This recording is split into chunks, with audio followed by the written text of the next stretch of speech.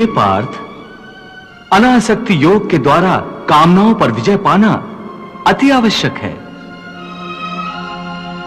क्योंकि कामनाओं की पूर्ति होकर भी कभी नहीं होती।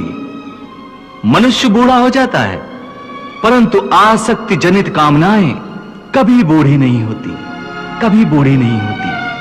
अर्थ, एक कामना अनेक कामनाओं को जन्म देती है। हर कामना के साथ मनुष्य की तृष्णा भी बढ़ जाती है और तृष्णा के साथ असंतोष भी बढ़ता जाता है। फिर ऐसे असंतुष्ट मनुष्य को, जो कामनाओं से ग्रस्त है, उसे उचित अनुचित का विवेक नहीं रहता। पार्थ, इसलिए मैं तुमसे कहता हूं कि तुम अपनी कामनाओं का त्याग करके स्थित प्रज्ञ बनो। स्थित प्रज्ञ जो कर्मयोग की चरम अवस्था है। वाह प्रभु, वाह, क्या सुंदर बात कही आपने। वाह। हे मधुसूदन, तुम तो कहते हो कामनाओं का त्याग करके स्थित प्रज्ञ बन जाओ, परंतु स्थित प्रज्ञ बनने के लिए सबसे आवश्यक क्या है? स्थिर बुद्धि। स्थिर बुद्धि? परंतु मनुष्य अपनी बुद्धि को स्थिर कैसे रख सकता है?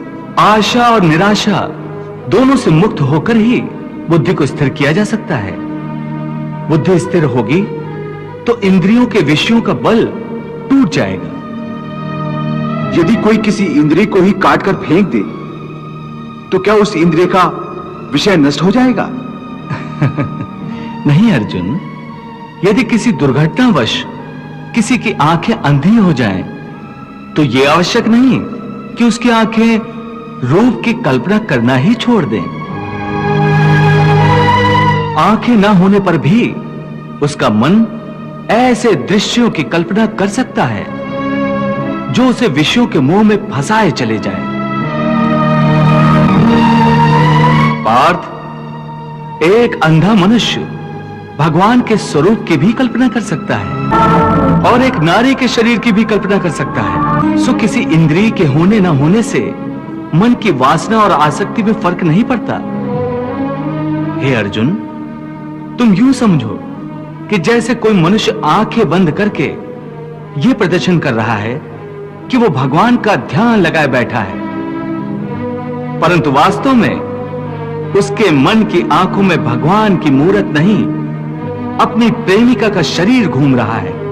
इसका अर्थ है कि उसकी आंखें तो बंद हैं, परंतु आंखों के विषय उसे फिर भी भ्रमित कर रहे हैं। हे अर्जुन, कई लोग अपनी इंद्रियों पर बड़ी कठोरता से निग्रह करने के लिए बड़े कठिन व्रत और उपवास रखते हैं। कई कई दिनों तक खाना पीना छोड़ देते हैं। फिर भी यदि उनका मन भांत भांत के स्वादिष्ट भोजनों की वासना में ही अटका रहे, तो हठ के द्वारा किए हुए इस व्रत उपवास का क्या लाभ है? ऐसे लोग हठ के द्वारा अपनी इंद्रियों को सुखाकर निर्बल तो कर देते हैं,